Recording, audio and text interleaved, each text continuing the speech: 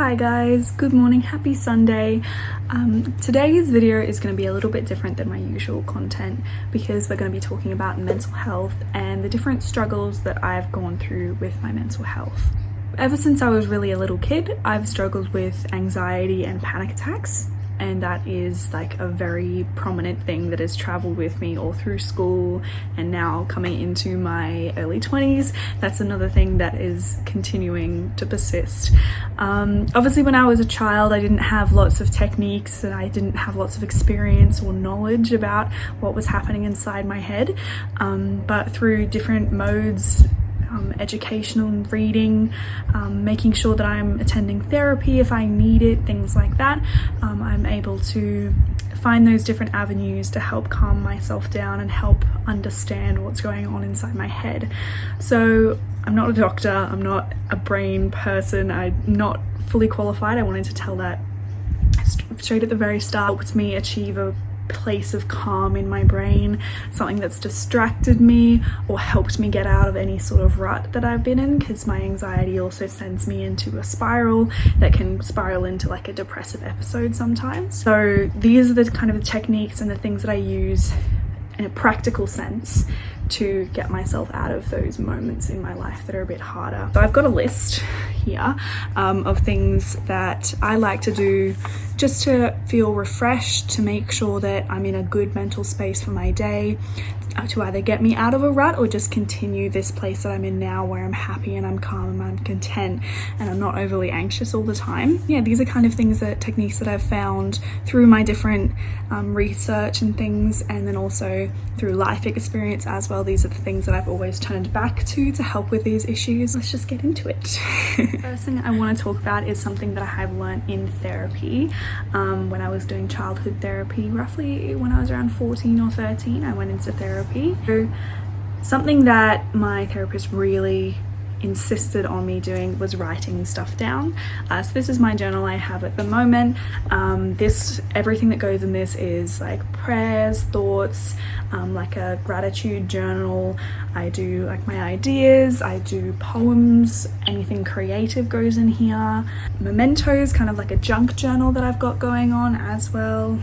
Little reminders for myself, and just things that fill my memories with, and I can look back on it if I need to as reminders and things like that. This one is for 2024. I don't think I'm going to be able to finish because I've only done this much this whole year.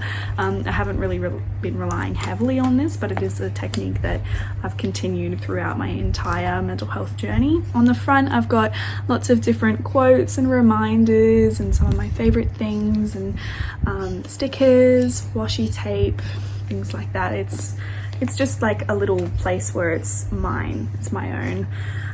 So whether it's like a full journal entry or if it's just a couple of like a list of things that I did well that day, or a list of things, also things that I need to do, I find that writing down my to-do list specifically for uni helps a lot. My semester 2 assignment planning, and so that way I make when I want to complete things, what I want to do, and that structure really helps calm me down. And if I'm not going to get stressed if I've got every single section of my assignment planned out, if that makes sense.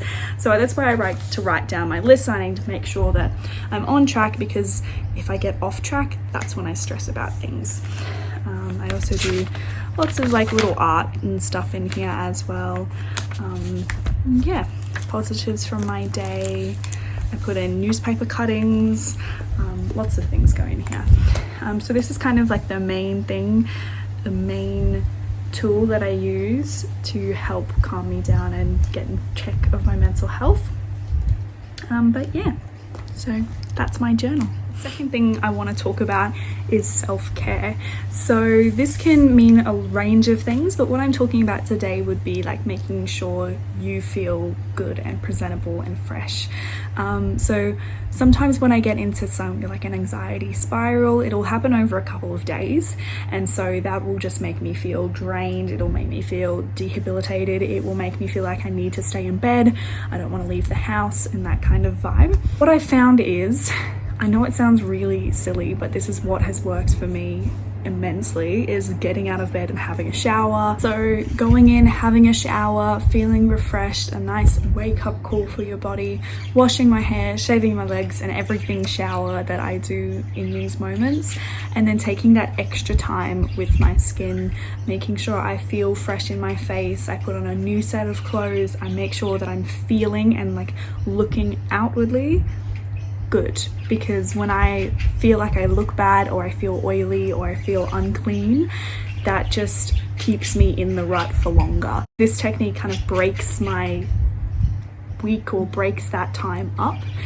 if I'm feeling in that really negative headspace, and it helps me, and doing that repetitively helps get me out of that, because it makes me feel more human, it makes me feel more normal. Because I find that when I sit alone and like stew in my own filth, it makes me feel worse. And so it does, I know for some people it takes lots of willpower to even get out of bed in those spirals, but it's something that I really prioritize when I'm in these moments of anxiety and in my head all the time, is to just complete silence, don't have music, don't have a show on. I just go and I do my thing. I focus on what I'm doing, every single pump of shampoo, every single dollop of concealer or dollop of moisturizer, and I just pop it on and I'm like, okay.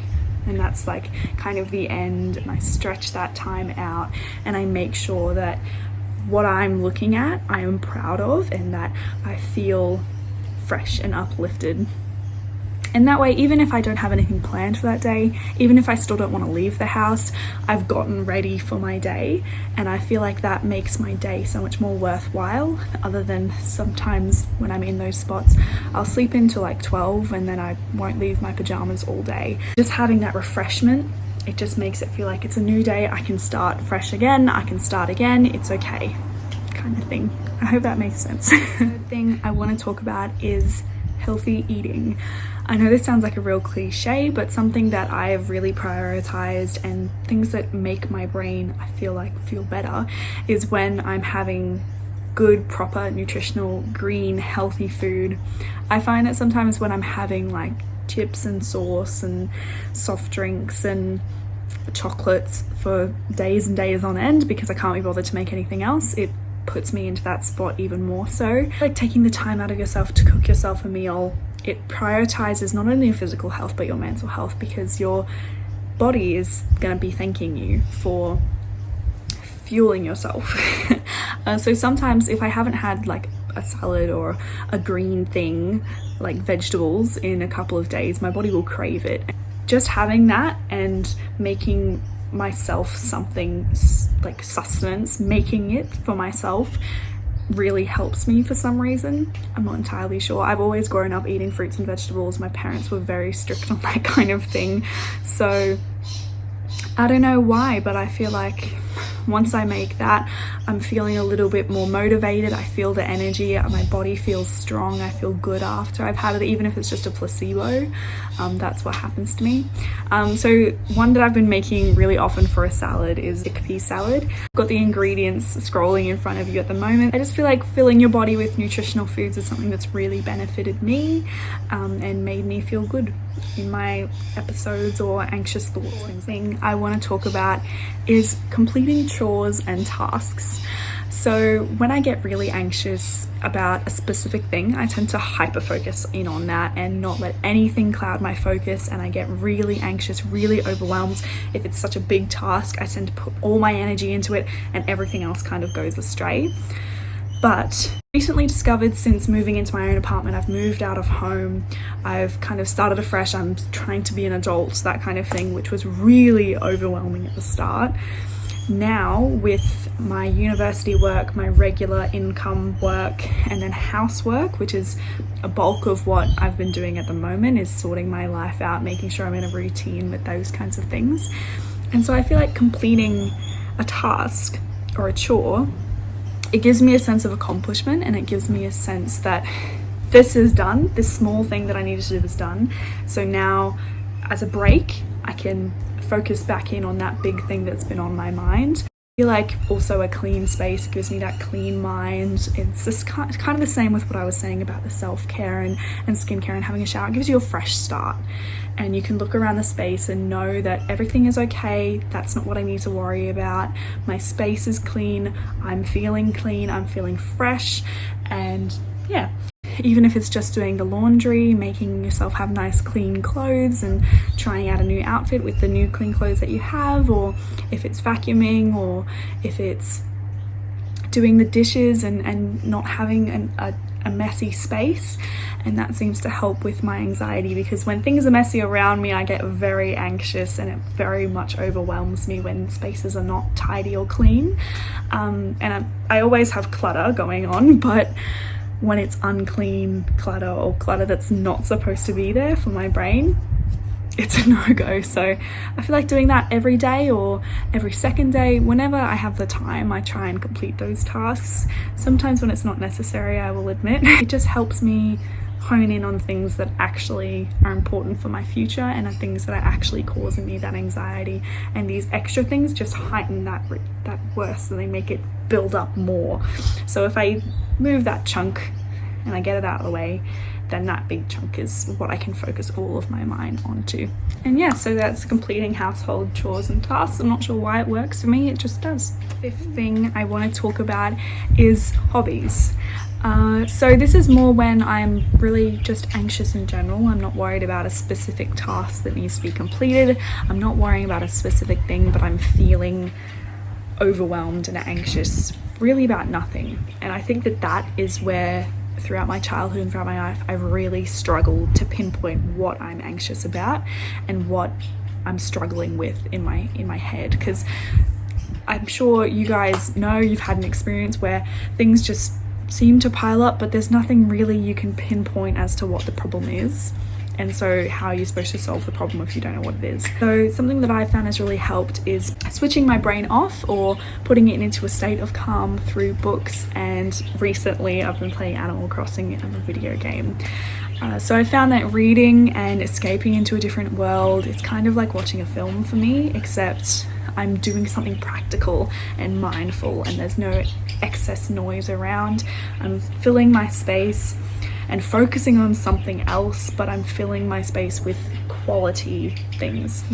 If what I'm reading might not be the most quality of things, but it tends to help me calm and it helps me reach that tranquil space, because there's no noise, there's no excess stuff going on, there's no constant stimulation like a normal television program would be, and I'm just letting my brain do the work. And I think that focusing on something like that is a lot better than focusing on being anxious. And then of course you've got video games.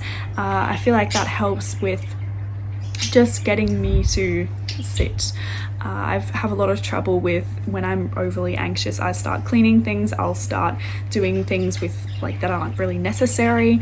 I'll start worrying about the organization of my books, or I'll start worrying about nitpicking at things because I'm not actually sure what I'm worried about.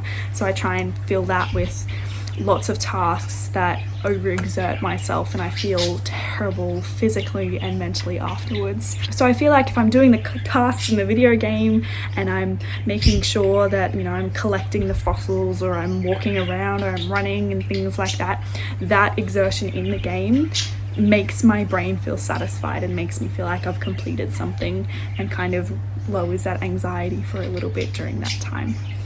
So yeah, and the sixth and final thing that I do to help my mental health is probably going outside. I know it sounds like a bit of cliche, but I love the sun. So I grew up in the tropics in far north Queensland, and the sun is pretty harsh there, so I'm kind of used to whatever sun.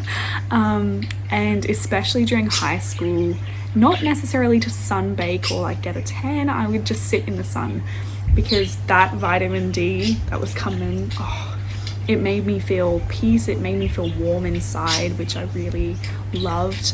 Going on walks in the sun, going to a place just to enjoy the environment and the nature that I'm in, I think it's really important. going outside, it gets you out of your house, you're moving, especially if you're going on a walk or a run, or just walking to a park and enjoying the environment that you're in. Even people watching, if you need some kind of entertainment. I've always liked people watching. And yeah, just make sure you're wearing sunscreen though.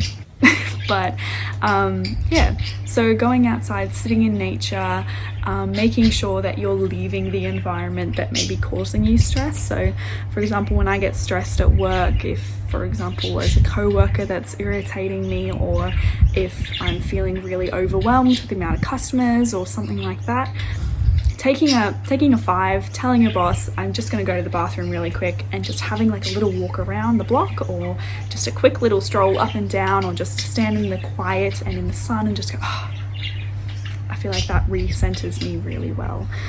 So especially when I've been studying for uni recently, because I've just finished for this for the semester, sorry, I feel like breaking up those study moments with different areas, outside areas, in the sun, no noise, and just peace.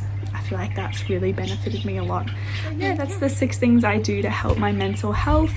I hope you guys enjoyed this video. Let us know down below if there's anything that you guys do to help your mental health. Share tips in the comments. It's always a good space, a safe space to be able to talk about what's going on, your mental health, and share tips on how you're able to get out of those anxiety fueled funks. Just also let you know if there's any help that you do need. I'll have a list of Australian numbers down below that you can ring for help if you're struggling with mental health. You've got lots of avenues for support and lots of things around you where you're able to reach out, so don't hesitate to do that. I would not encourage anyone to think that they can battle through something when it's really beneficial for you, and you'll be able to get through those hard times faster if you reach out. So I really recommend that. And yeah, so let me know if you guys have found if these techniques work for you, and let me know of anything else that you guys like to do to make sure that you break up your day with happiness and spirituality and calm and tranquility, and stop the busyness in your mind. Let me know.